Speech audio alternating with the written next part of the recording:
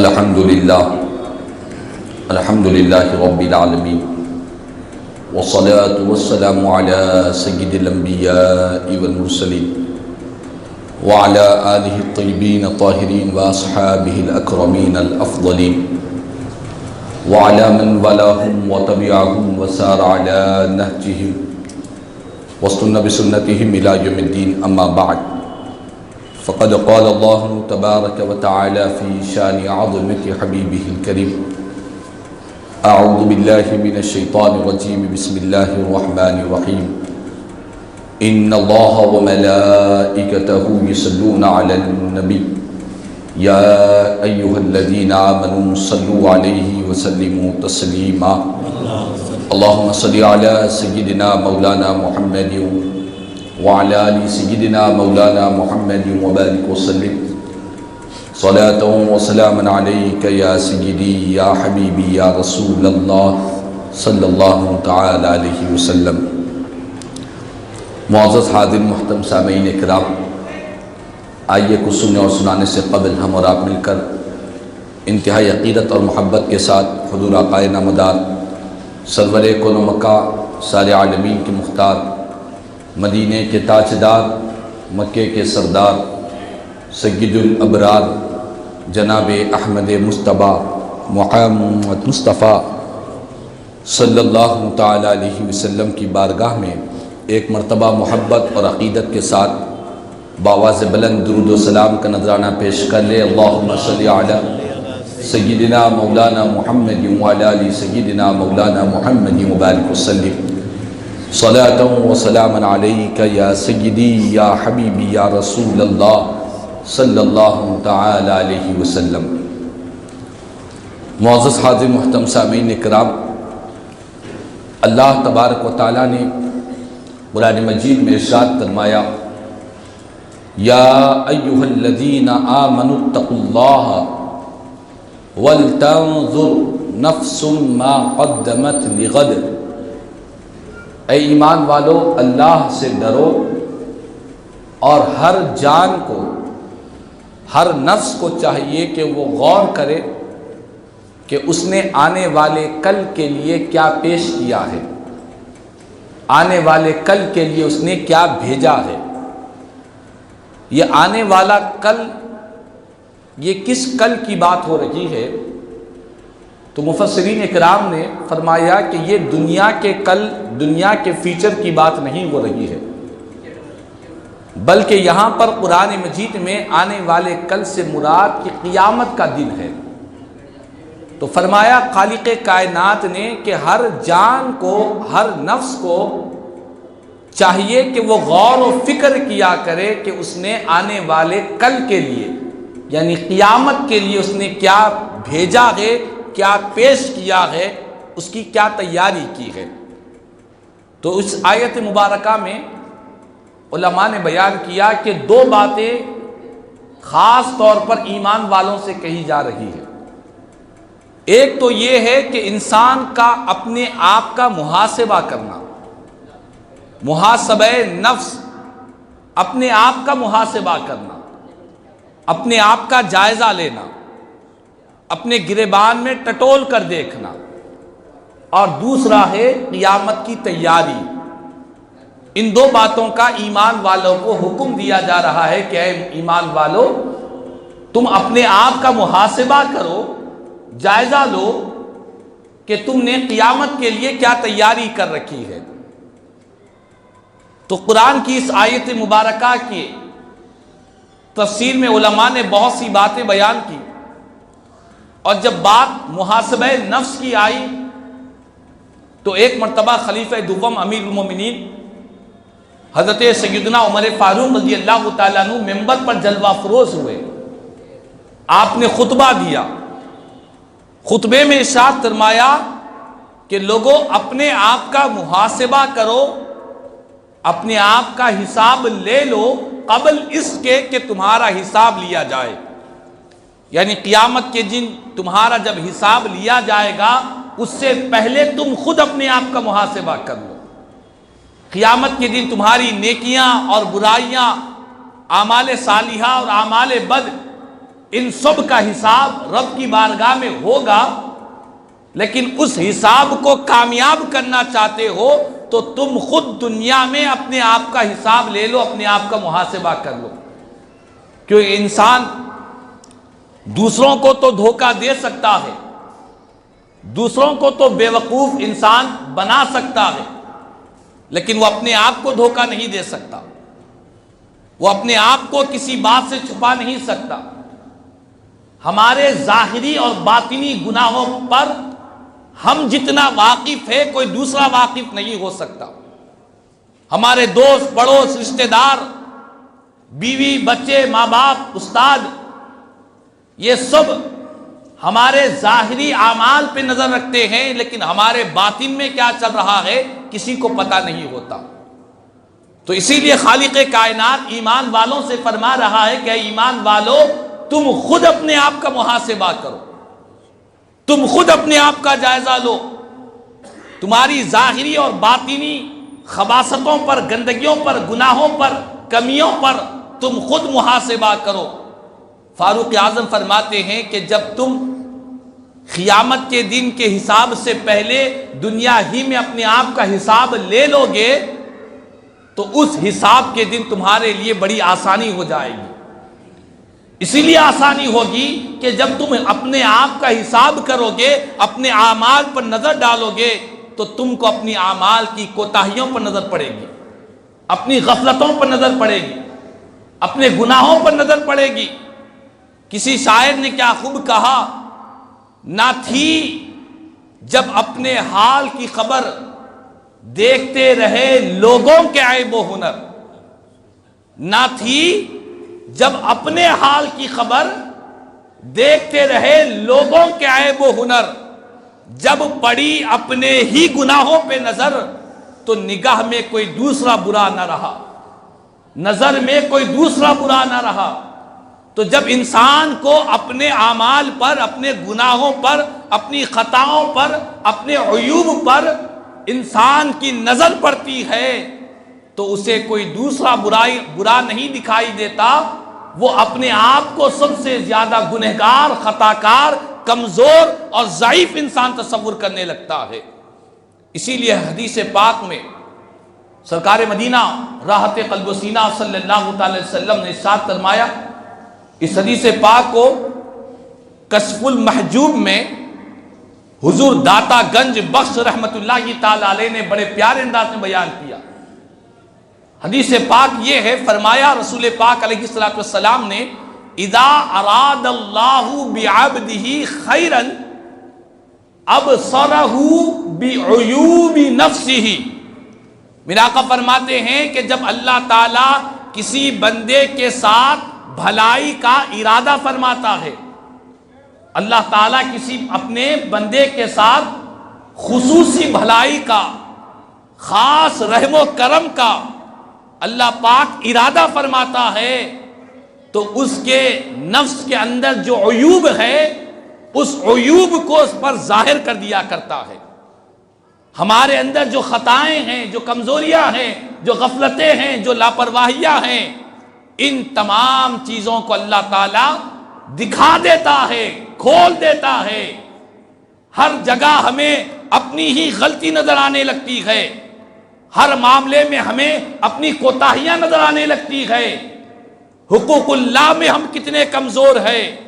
حقوق العباد میں ہم نے کتنی کوتاہیاں کی ہے. یہ ساری چیزیں اس وقت ظاہر ہوتی ہے جب اللہ تعالی ہمارے ساتھ خصوصی بھلائی کا ارادہ فرماتا ہے. تو معلوم یہ ہوا انسان کو چاہیے کہ وہ اپنے آپ کا محاسبہ کرے، جائزہ لے. یہ بات میں آج اسی لیے کہہ رہا ہوں، آج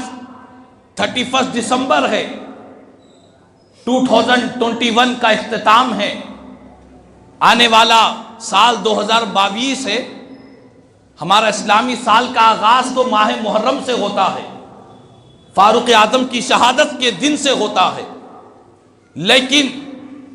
اس سال کو بھی ہمارے مسلم معاشرے اور سماج میں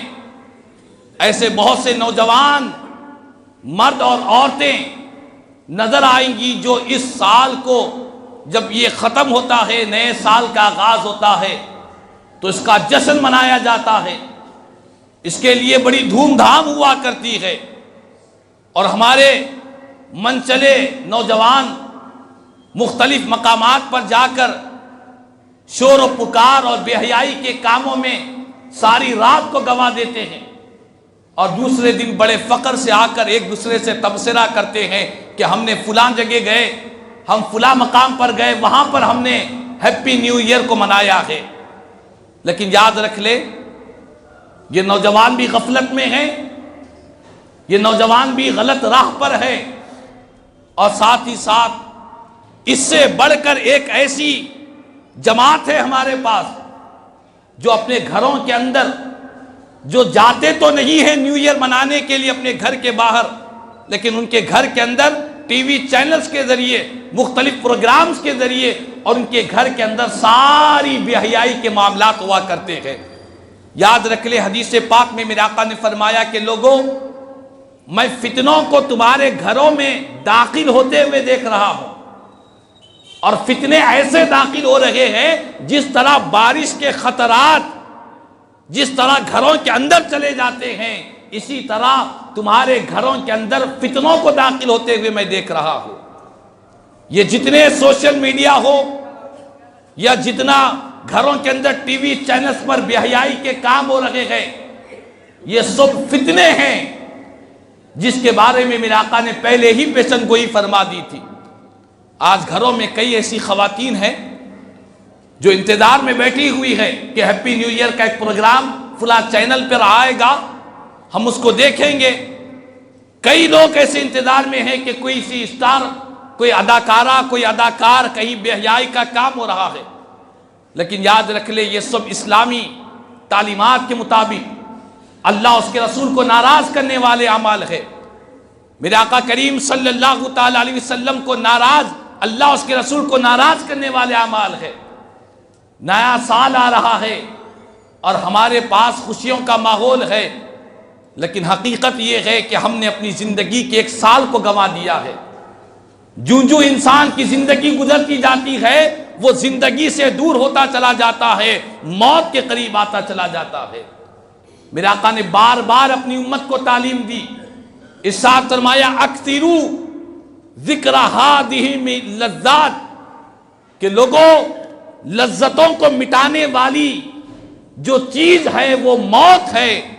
میرے آقا فرماتے تم موت کو کثرت سے یاد کیا کرو، تم موت کو یاد کرو گے تو یہ جو نئے سال کا جو مزہ آ رہا ہے، یہ جو لذتیں آ رہی ہے، یہ بے حیائی کے کام جو ہمارے گھروں کے اندر ہو رہے ہیں، یہ ساری لذتوں کو مٹانے والی چیز اگر کوئی ہے تو میرا آقا فرماتے وہ موت ہے۔ تم موت کو یاد کیا کرو، یہ لذتوں کو مٹا دینے والی ہے، لذتوں کو ختم کر دینے والی ہے۔ اسی لیے میرا آقا فرماتے ہیں کہ لوگوں، رسول پاک علیہ السلام کی تعلیمات ہمیں اس بات کی طرف آگاہ کر رہے ہیں۔ ہم اگر گھر کے بڑے ہیں، ایک حدیث پاک میں آپ کو سناؤں، یہ حدیث پاک ہر گھر کے بڑے سرپرست لوگوں کے لیے ہے، ذمہ داروں کے لیے ہے۔ گھر کا جو بڑا بنا ہوا ہے، ذمہ دار بنا ہوا ہے، جس کے اہل و عیال ہے، جس کے لوگ ماتحت رہتے ہیں، میرے آقا فرماتے ہیں کہ 3 لوگوں پر اللہ تعالیٰ نے جنت کو حرام کر دیا ہے۔ 3 لوگ ایسے ہیں جن پر رب نے جنت حرام کر دی ہے، وہ جنت میں نہیں داخل ہو سکتا۔ ان 3 لوگوں میں سے ایک سنا رہا ہوں، رسول پاک علیہ السلام نے فرمایا کہ دیوس، اللہ نے اس پر جنت کو حرام کر دیا ہے۔ صحابہ کرام نے عرض کیا کہ یا رسول اللہ صلی اللہ علیہ وسلم یہ دیوس کون ہے؟ تو میرے آقا فرماتے ہیں کہ دیوس وہ شخص ہے جو اپنے گھر والوں میں، جو اپنے اہل و عیال میں، اپنے گھر کے اندر جو بے حیائی کو، بے دینی کو برداشت کر لیتا ہے، بے حیائی کا ماحول ہے، گھر کے اندر گندا ماحول بنا ہوا ہے، اللہ اس کے رسول کو ناراض کرنے والے کام گھر والے کر رہے ہیں، اور وہ خاموش بیٹھا ہوا ہے، انہیں برائی سے نہیں روک رہا ہے، انہیں برائی سے منع نہیں کر رہا ہے، تو میرے آقا فرماتے ہیں یہ دیوس ہے جس نے اپنے گھر کے اندر بے دینی کے، بے حیائی کے ماحول کو دیکھ کر خاموش رہا۔ گھر میں بے حیائی ہو رہی ہے، بے دینی ہو رہی ہے، ناچ گانا ہو رہا ہے اور غلط کام ہو رہے ہیں، ان چیزوں کو دیکھ کر گھر کا ذمہ دار ہے، سرپرست ہے، نگران کار ہے، لیکن خاموش بیٹھا ہوا ہے۔ میرا آقا فرماتے ہیں جو گھر والوں کی بے حیائی پر راضی رہے اور انہیں بے حیائی سے نہ روکے تو میرا آقا فرماتے وہ دیوس ہے، اللہ نے اس پر جنت کو حرام کر دیا ہے۔ اللہ اکبر۔ تو بہرحال آج گھر کے ذمہ داروں کی، سرپرستوں کی، نگران کاروں کی جو مرد حضرات ہیں، خاص طور پر ان کی ذمہ داری بنتی ہے کہ اپنے گھروں کے اندر بے حیائی کا ماحول نہ آنے دے، گھروں کے اندر بے دینی کا ماحول آنے نہ دے، گھر کے اندر قرآن کی تلاوت ہونی چاہیے، گھر کے اندر رسول پاک کی نعتوں کا نغمہ ہونا چاہیے، گھروں کے اندر درود پاک کے دستر ہونا چاہیے، گھروں کے اندر اللہ اس کے رسول کا ذکر ہونا چاہیے، گھروں کے اندر بے حیائی کی چیزیں، غلط چیزیں، گندی چیزوں سے اپنے گھروں کو پاک و صاف کرے۔ میرا آقا فرماتے ہیں اللہ نے دیوس پر جنت کو حرام کر دیا ہے۔ تو خدا را اس نئے سال کے جشن میں اتنا نہ ڈوب جائیں کہ اللہ اس کے رسول کو ناراض کر بیٹھے۔ یقیناً ایمان والے کو چاہیے کہ وہ اپنے آپ کا محاسبہ کرے، اپنے آپ کا جائزہ لے، اپنے آپ کو ٹٹولے، اپنے گریبانوں میں جھانک کر دیکھے کہ ہم نے ایک سال میں کون سا کمال کیا ہے، کتنی عبادتیں کی ہے، کتنے نیکیاں کی ہے، کتنے لوگوں کے دلوں کو خوش کیا ہے، کتنے لوگوں کے دلوں کو ہم نے توڑا ہے۔ ہم اگر کسی کی تعریف نہیں کر سکتے ہیں تو کسی کی برائی بھی بیان نہ کریں، ہم کسی کو کچھ دے نہیں سکتے ہیں تو کسی سے کچھ چھین بھی نہ لیں۔ اس طرح ہم سب کو یہ موقع ہے کہ ہم محاسبہ کریں، اپنے آپ کا جائزہ لیں اور نئے سال کے جشن کی جو محفلیں ہیں، جو گندگیاں ہیں، جو بے حیائیاں ہیں، ان بے حیائیوں سے ہم خود بھی بچے، اپنے گھروں کے اندر بھی ماحول کو اچھا بنائے رکھے، اور کہیں پر اس طرح کا ماحول ہو رہا ہے تو ہمیں سختی سے منع کرنا چاہیے۔ ہم ایمان والے ہیں، قرآن میں اللہ فرماتا ہے کہ تم بہترین امت ہو، تمہیں اس لیے نکالا گیا ہے کہ تم لوگوں کو نیکی کا حکم دیتے ہو اور برائی سے روکا کرتے ہو۔ تو برائی سے روکنا یہ ہماری ذمہ داری ہے۔ ہر گھر میں کوئی عالم دین، مسجد کا خطیب ہر گھر میں آ کر نہیں روکے گا، گھر کے ذمہ داروں کا کام ہے، گھر کے جو ذمہ دار ہیں ان کا کام ہے کہ جہاں بے حیائی ہو رہی ہے، جہاں بے دینی ہو رہی ہے، جہاں اللہ اس کے رسول کو ناراض کرنے والے اعمال ہو رہے ہیں، ان سے روکنا، بچانا یہ گھر کے ذمہ دار خصوصاً مرد حضرات کی ذمہ داری بنتی ہے۔ اللہ تبارک و تعالیٰ سے دعا ہے اللہ تعالیٰ ہم سب کو اللہ اس کے رسول کی تعلیمات کے مطابق زندگی گزارنے کی توفیق عطا فرمائے، کہنے سننے سے زیادہ مجھے ہم تمام کو عمل کی توفیق عطا فرمائے۔ آمین ثم آمین۔ الحمدللہ رب العالمین وما علینا الا البلاغ۔